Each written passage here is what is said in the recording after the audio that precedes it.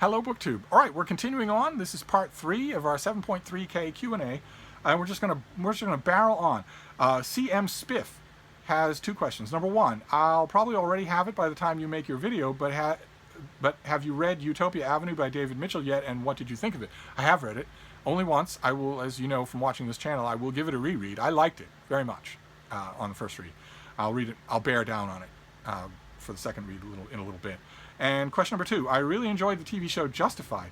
Where would it be a good place to start with Elmore Leonard? Oh my, well, you can't go wrong. First of all, the nice thing about Elmore Leonard is you can't go wrong. All of his stuff is great. But if you're coming from Justified, you could, there's a big volume of his collected short story, Western short stories, you could start there. Be a fine place to start. Boy, that book is inexhaustibly good. He is just inexhaustibly good as a writer. Can't go wrong. Pretty much anywhere you go, you can't go wrong. Trip asks, number 1, what did you think of imitation for learning how to write better? I read that William Dean Howells would memorize passages from his favorite writers to internalize their writing style. Yes, he did, and so should you. Because the worry that you might have about doing that is groundless. Your own style, your own writing voice wants you to find it. In the Michelangelo comment about how he doesn't carve a naked figure out of a block of stone, he uncovers the naked figure that is in the block of stone. That was poetry artsy-fartsy when it came to him. But when it comes to a writing style, you are going to discard the parts of a style that you are consciously imitating when they no longer fit you. You will be a chick in a nest growing bigger and bigger. You will discard the parts that don't work. You don't have to worry about that. I've seen so many people say, well, I don't want to imitate this author. I want to know my own voice. That's how you find your own voice. That's a fine way to do it. And the worry that those people had is that the imitation would just be permanent, and that never happens. Your own voice, your own style wants to come through. The first author that you imitate, slavishly imitate, you'll keep 1 thing, 2 things, something like that. The next one, maybe you keep nothing. One after that, maybe you keep 1 thing. Eventually, you will cobble together a style of your own that consists of none of them. And then someone will do it to your writing. So I wholeheartedly recommend it as an approach. Question number 2, what do you think of the J.K. Rowling controversy? It's absolute nonsense. It's absolute nonsense. And I don't know what to do about it. I'm on a public social media platform right now, and the nonsense that has garnered up around this thing is just as toxic and vengeful as the original. First of all, J.K. Rowling should stay off social media. She's no good at it any more than Richard Dawkins is. She should stay off social media. She means a lot to a whole lot of people. She should just retain an authorly silence. Do some readings, that sort of thing. But the heart and soul of her original contention has been intentionally misunderstood by left-wing cancel culture, by left-wing Soviet censors who want to enforce right think and punish wrong think. The heart and soul of her original contention, this is someone who has given huge amounts of money to trans charities, huge amounts of time and advocacy to trans charities and trans help organizations. The sole original contention that she was saying was that there are 2 genders and that a trans woman is still biologically a man. And that original nub of a point is incontestably true. It is simply a fact. and in 2020, that's not possible. In 2020, if you don't like the facts are wrong. And in response to that original comment, which again I'm saying she shouldn't have made, because she's flat-footed about this sort of thing, and it requires nuance. In response to that comment, literally 1 million people said trans women are women, trans men are men. Yeah, that's really helpful.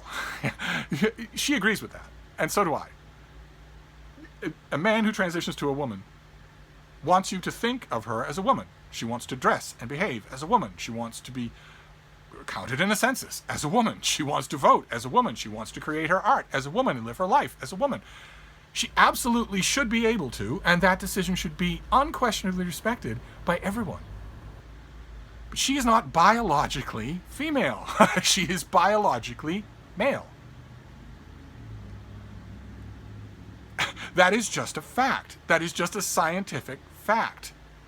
That J.K. Rowling shouldn't have opined on this, but saying that alone. I mean, she's gone on to say a whole bunch of other stuff and been snarky about it in Into the Bargain. So I'm not defending her. But saying that basic thing, that you cannot change your biological gender. You can change everything else. A trans woman is a woman. Absolutely. In every way, but you cannot change your biological gender, and that is not being a TERF to say that. Your political stance doesn't dictate reality. And every single leftist progressive who thinks it does is in love with Captain Jean-Luc Picard and the crappy version of Star Trek. They've all seen the episode where Patrick Stewart is egregiously overacting and saying, there are 4 lights. And the whole point of that episode is that political brainwashing doesn't change the facts. Okay? The original thing that J.K. Rowling was saying was not transphobia. It was not transphobia. Simply saying that is not phobic. She's obviously... As you can see, what I think about this controversy is that there's been a whole lot of toxic sound and fury. And it's shown a lot of people in a horrible, horrible light. And I don't like that. Of course, I don't like that. I don't like that any more than if a blue-haired YouTuber sticks her face right up to the camera and tells me that there are 75 genders. There aren't. There just aren't. You can say that all you want. You can talk all about representation. You can talk all about rights to live your life the way you want to, the way that makes you comfortable, the way that makes you feel validated. You're right about all of those things, but you're wrong about the science. Science doesn't care about your politics. Anyways, I have a lot to say on the subject. I fortunately don't monetize these videos, or I'm pretty sure I'd have lost monetization just by simply saying, science fiction has not arrived yet. You cannot change your biological gender. That's all. That's all that originally, before she started making a horse's patoot of herself, that's all that J.K. Rowling was saying. And that's right. So I don't know what's the answer you were expecting here. Question number 3, anything to get off this subject. I know this is heresy, but what is so great about Chaucer and Boccaccio? Their tales just seem silly to me. I don't know how to answer that. I honestly don't. First, the obvious answer, the most important answer, if their tales aren't doing it for you, then their tales aren't doing it for you. But they are not wrongly venerated. If you're trying to angle towards that, they are not wrongly venerated. Their tales are not just silly. But if they don't work for you, they don't work for you. Let's see here. How are we doing for time? Oh, good. Cole Johnson says, what book in your library do you most cherish, and or what book in your library do you find the most visually appealing? Like them as reading experiences? I couldn't single out one, but most cherish as an object? No, I don't think of them that way. And visually appealing, I don't think of them that way. So I wouldn't. There are plenty that I like the visual appearance of, but I don't really think about it. So let's just move on to the Thrifty Reader is next. Question number 1: what book do you wish you could gift? It's give. Okay, that's the second time this has come up on these Q&As. The verb is give. You give someone something. What book do you wish you could gift your younger self? None. Why would I do that? The implication here is I would do it in order to change the course of, or speed up the learning of my younger self, but I value the pace at which that learning happened, and I value the course that it took, so I wouldn't change it. Question number 2, have you ever been a pen pal? Oh, yes. Before the internet, when pen pals were, as the kids say, a thing, I had many, many pen pals. I used to carry on an enormous written correspondence, not just with friends, but also with people that I contacted through pen pal organizations. Email sort of defeats that. It makes it sort of redundant, so I don't bother to do it anymore. But I did, yes. And question number 3: what job would you be terrible at? Well, most of my employers at non-reviewing jobs. Those of you who are new to the channel, I am a book reviewer. That is my job. But most of my employers at in bookstores, for instance, or anywhere else, would say that I'm terrible at all other jobs. I'm not particularly good at the kinds of things, for instance, that make a retail job, or really even a corporate job themselves. They're defining aspects I'm really bad at. I don't like chains of command that exist for no reason whatsoever. I don't like being told by someone to do busy work just so they can exercise their ability to make me do busy work. I don't like someone coming up to me, like for instance in retail, it's absolutely endemic, coming up to someone and saying, this needs to happen. I want, and many times did say to these little managers, these little 20-something managers, well, if it needs to happen, why haven't you done it yet? Why do you need me to do it?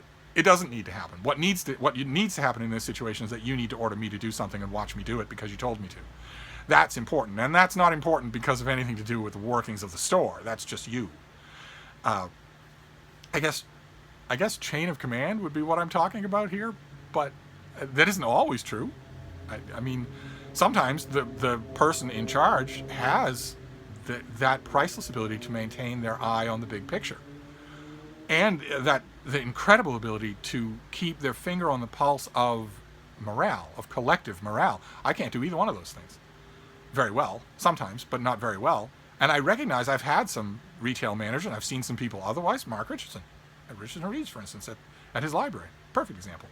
I've had people, I've worked for people who could do those things, and there I was happy. They never did dumb stuff like do this because I tell you to, or anything like that.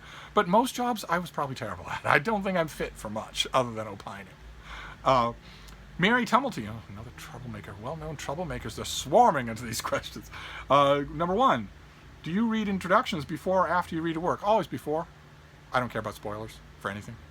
Question number two, why do you buy/save multiple editions of books you have already read, i.e. Anna Karenina or Pride and Prejudice? I don't know.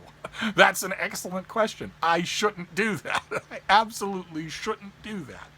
If I already have an ebook of the book in question, I should have at most one printed copy of that same book. If I do have any, I should have at most one. And yet, as you've seen, watching this channel 80 million years, that's not true. That needs to change. Absolutely needs to change. And question number three, do you watch your videos before you post them online for us? Sometimes, but not often. Not often. My upload speed here, for some reason, is very bad. It's very slow. And I often don't remember or think to make videos until late in the afternoon. And so I make them, and then sometimes once I've made, I'm a bad booktuber is what I'm trying to say. Someone pointed that out in the last Q&A. It's absolutely true. I'm a bad YouTuber. Sometimes once I've made a barrage of videos, I'll think, that felt great. Those conversations were wonderful, and I'll forget to upload them. I'll just sit there on the phone and I'll forget to upload them. So all of those things mitigate against me taking the time to watch these videos, add another step to an already clogged process. So most of the time I don't. But sometimes. I try to watch some of them after the fact, but that largely went away. I used to do that religiously years ago, but then I realized that the reason I was doing it religiously was to answer the formative question of this channel in my mind, which is why any of you watch this channel, why anyone would watch this channel. Aside from maybe a handful of personal friends of mine, why would anyone watch this channel? And at the beginning, the first year or two, I obsessively wanted to know the answer to that, and that made me watch my videos. But then I eventually came to the realization that it's like the mystery of the Trinity. I'm never going to understand it. It's not a question worth asking because there is no answer. So now I don't have much of a motivation to watch them again. Let's see here. James Holder says, for your Epic Steve Reads Best Books of the Year list. Yes, indeed. We're closing in on 2020. 2020 is going to be challenging, that's for sure, considering all the books that have been shuffled around. How do the best fiction and nonfiction compare to the specific best categories in things like science fiction, romance, history, nature, that sort of thing? Are the fiction and nonfiction general categories or the best of the best? They tend not to be the best of the best. That's the way a lot of people look at them. And there's an argument to be made that the number one fiction and the number one nonfiction are, in fact, the two best books that I read that year. That often ends up being true. But I try to keep the categories distinct as I can by making sure that, usually trying to make sure that nothing shows up on, for instance, the best nonfiction list if it explicitly falls into a subcategory. So I'll try not to have a nature book be on the best nonfiction work, because I found in the course of a given year that there's enough just generally non-classifiable nonfiction and general so-called literary fiction, so that fills a list anyway, without me touching the genres or the subdivisions at all. So I understand the question. People have asked me this before, and I wouldn't give best of the best category to anything except maybe number ones. But for instance, what's a good example? Right, this year. What's a good example? Becoming Wild by Carlos Safina was fantastic, utterly incredible. Almost certainly it will show up on my end of the year list. It's nonfiction, but it's nature writing. So I won't put it on the nonfiction list because it's nature writing, and I'll fill out the list that way. Let's see here. Steve and Riley, how are we doing for time? Oh, we're fine. Okay. I thoroughly enjoy your videos. Why, thank you. I certainly enjoy making them. My question, what is your opinion of Australian fiction, in particular the novels of Patrick White? A great deal of Australian fiction that I have read I've really liked. Whether it's Patrick White or Marcus Zusak, or who's the other one? There's a Marcus Zusak type figure. I've read so many of his books. He writes sort of boys YA action adventure stuff, and oh god, it's killing me. I can't remember his name. He was a young super hottie when he was like 18. When I think he was 18 when he wrote his first book. His name is escaping me. Isn't that terrible? But a lot of it. What's her name? Who wrote Burn? I'm not covering myself with glory and remembering author names, but then I never do. That's my weakest thing, from any country, much less the one country I've never visited. But it's a high opinion. So let me just extricate myself. It's going to bother me that I can't remember that kid's name, because I've reviewed a couple of his books, I think. And if one of you knows who I'm talking about, feel free to sound off in the comments. Matthew L. says, wanted to get your thoughts on a couple of New York Review of Books volumes that I have on my shelf. Chateaubriand's Memoirs from Beyond the Grave. It's cheesy, but fun. And Shalamov's Kolomosaurus. Some of them I really like. I'm very happy that NYRB reprinted them. I'm also curious what you think of Zen practice and books like Mathiassen's Nine-Headed Dragon River, or Shunryu Suzuki's Zen Mind, Beginner Mind. I'm obviously not a big fan of Zen practices. Obviously, I'm not.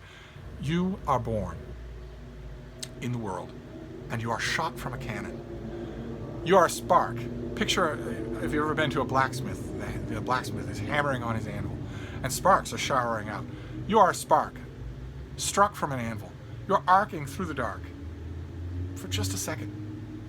When your arc is over, you're going to hit the ground, sputter out, and gone. And that's it. And no one remembers that spark. No one says 10 years from now, remember that one spark? No one does that. That's who you are. That's what you are. You're a spark, struck from an anvil. You're here for almost no time at all. So, philosophies that tell me to concentrate on a blade of grass to the exclusion of all else, philosophies that tell me to empty my mind and keep it empty, that thought, worry, clutter, preoccupation, anxiety, interest, passion are all distractions from the spirit. Philosophical observations that say the Tao that cannot be observed is the true Tao. For Pete's sakes, you take that stuff into a basket and chuck it in the field. You're here to care. You're here to worry. You're here for your thoughts to be running a mile a minute, because in no time at all, you're going to be gone. It seems to me that a lot of the adherents of these kinds of empty or mind-type garbage philosophies think that if they just still things long enough, they'll be like frozen water and they won't go anywhere. Well, you are going to go somewhere, and it's not going to be to nirvana. You're not going to be recycled to some other living organization. You're going to be gone forever. This is it. This is all that you get. So I am not a big fan of, empty your mind, still yourself. No. No, I want to be going a mile a minute. Fill my mind with more stuff. Here, let me wipe the foam off and continue. Ryan Thomas says, have you ever handled a book bound in human skin? And do you have any large tattoos that we don't know about? These questions were inspired by a video I watched on Byways and Bookland, of course. No, I've never handled a book carved in human skin, and I don't have any tattoos, no. Cognosco asks, who is your least favorite character featured in an epic poem and why? I don't really think about things this way. I don't really have a least favorite character. I have no idea. Let's see. Sean Graham says, I just read A Tree Grows in Brooklyn for the first time and I'm dying to hear your thoughts. I thought it was extremely well done historical fiction. I like it quite a bit. Would you be willing to do a gay literature starter kit? A list of worthwhile gay fiction and even nonfiction is desperately needed. I've had this from a few people, especially people who've seen me excoriate in print and in person. The stupid, self-hating, shallow nature of a lot of gay fiction in the 21st century. A lot of those people have thought, well, you know, I've had a lot of emails. I had a lot of responses from people saying, well, it surprised me, but when I thought about it, and I thought about some of the books you were talking about, I thought, okay, well, I actually see that. I actually think some of those points you're making are right, but in that case, who do I read? If I'm not going to read these people that are being feted from one end of Manhattan to the other, then who do I read? And this made me think. So a starter kit, yes, that should probably be up at the top of the list. And would you perhaps be up to telling the infamous moose story at 8K? For those of you who are new, I have an epic moose story, a story of an encounter with a moose in the wild. And it's become something of a folk legend on this channel because I haven't told it on this channel. But two things.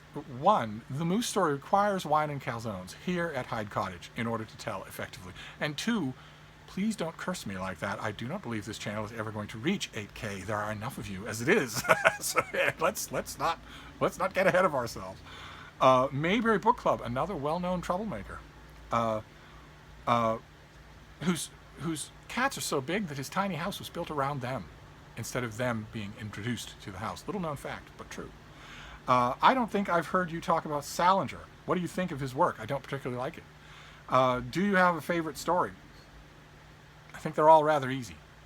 Do you have any idea what's going on with his unpublished material? Do you think it will ever be in print? I will certainly be in print, if it actually is true. If the reports are true that his house in New Hampshire or wherever was stuffed to the rafters with unpublished manuscripts, they will certainly see the light of day somewhere, somehow. I'm thinking that they probably, if they exist, are probably awful. They're probably incomprehensible. Now, that doesn't matter in terms of them selling. Think about it. If somebody were to say we have a new J.D. Salinger novel, it would sell no matter what. But it might be embarrassing to his estate. I don't know one way or another. We'll just have to wait and see, that's all. Tommy Regensham says, I second these questions. Perhaps I can add another one. What do you think of The Catcher in the Rye? I guess you don't like Holden's voice, but isn't his message, grown-ups are mad, so better care for your little sister, isn't his message along Steve's ethics? No. Stupid, pointless cynicism? No, that is not. I don't like anything about Catcher in the Rye. John Garganarakis says, question number 1, is there a biography on King James I that you would recommend? David Teems wrote a book called Majesty, Majestie, that I really liked. It will really change the way you think about James I. Question number 2, what are your thoughts on Stanley Lombardo's translations of Homer, Virgil, and Dante? I like them. They're a little bit looser, a little bit more, intended to be a little bit more dude bro, but still some interesting decisions in almost every one of them.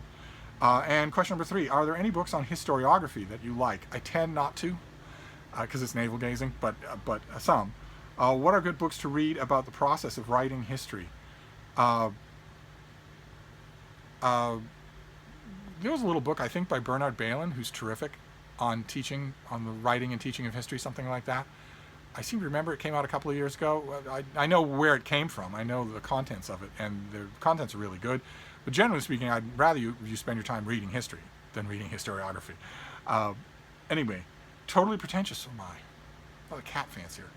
What distinguishes the handful of philosophers you like, such as David Hume, from the majority of philosophers you don't like? Usually their prose. Usually it's their prose. Although also there's a strong case to be made that I like the ones who didn't think they were philosophers. But usually it's the prose. Most philosophy is the worst prose that the English language can produce. And wants to be that way. It's not a byproduct like an academic science journal. It wants to be that way. It fetishizes incomprehensibility. Just Jack Riley asks, what is your favorite noir novel? I don't have a single favorite noir novel. Are you a fan of Ennio Morricone? Rest in peace. I do like his music, yeah. And your stance on the JFK assassination. How much time do you have? What do you mean my stance on the JFK assassination? I have mentioned many times before that one of the things you have to look for in any conspiracy theory is hooks. Is there a hook such that You read the details. You're reading down a list of details. You're thinking, okay, that's nothing. Okay, that's nothing. Okay, that's nothing. Wait a minute. That is something. And then the next one's that's nothing. That's nothing. So you look at a list and you see point after point after point that only fevered partisans would even care about. But then you see maybe 1 point, maybe 2, maybe 3 that aren't that way. Where a sensible person looking at a flat fact would say, that's a little odd, or maybe even a lot odd. And in my opinion, my stance on the JFK assassination is that Lee Harvey Oswald acted alone in killing President Kennedy, but that the Kennedy assassination story has a couple of hooks, mostly dealing with the autopsy, but there are things that don't add up. Now, maybe that's going to be true in any epic historical event, but most epic historical events, all the things do add up. If you lay them all together and do all the research, everything adds up. And that always makes me interested in the ones where that isn't true. And in the JFK assassination, it isn't true. Not everything lines up, no matter what Vincent Bugliosi says. How are we doing for time? Oh, let's do one more. Carolyn Siquiera says, what do you think of E.H. Young? I love her. I think her books are great. I recently read her book, William, and loved it, but I had never heard of her before. I found the book in a free library and grabbed it because it was a Virago Classic. A Virago Classic did one of her books, I think, maybe 2. But they haven't done most of her books haven't been in print in 100 years. Chatterton Square is fantastic. I think that was one of the last novels that she wrote, and she's just forgotten. No one's taken up her cause. No one's done a systematic reprint that I know of, and she's worth it. And the problem with that is that an old style problem with that is that public libraries, are always under pressure to de-acquisition. They're always under pressure to go through their collections, get rid of old books that no one's checked out in forever. And that pressure is fairly new. Once upon a time, in the early part of the 20th century, that pressure didn't exist. Now it's ubiquitous, and it means that your local library probably won't have her, whereas in the 1920s and 30s it would have. Maybe Project Gutenberg has changed that. If I'm going to once again sing the praises of ebooks, maybe Project Gutenberg is the place to go for all of her. If so, I should probably look and see. So that'd be worth downloading. REPS has 2 questions. Number 1, what authors would you say write epic sagas in the same vein as James Michener and are as prolific as him? Nobody. Plenty of people have tried to do a Michener type novel, but nobody's ever been as prolific as he is. And question number 2, seeing that you are a fan of science fiction as well, do you like experimental new wave science fiction as opposed to classical science fiction? I tend not to. No, because it tends to be out to impress me rather than to tell a story. And it's not possible to impress me. So when you're a book, it's not possible to impress me with hijinks. I want a good story. And new experimental, new wave versions of virtually any kind of writing dispense with that, and so they dispense with me. Let's see here. Colin Outdoors. Should we do one more? Let's do one more. He has one question. Your videos have been a source of comfort during lockdown. Thank you. Well, you're welcome. I appreciate the company as well. I've heard from so many people that especially in lockdown they've appreciated hearing from me every day. That really touches me. What are your thoughts on D.H. Lawrence? I don't like him. I think he's largely devoid of talent. How many Oxford World Classics do you have, and can we have a daily Oxford? I don't have enough Oxford World Classics to do a daily Oxford, not even close. And I'm going to wrap this up with Colin, and we'll move on next time. So I'll be right back.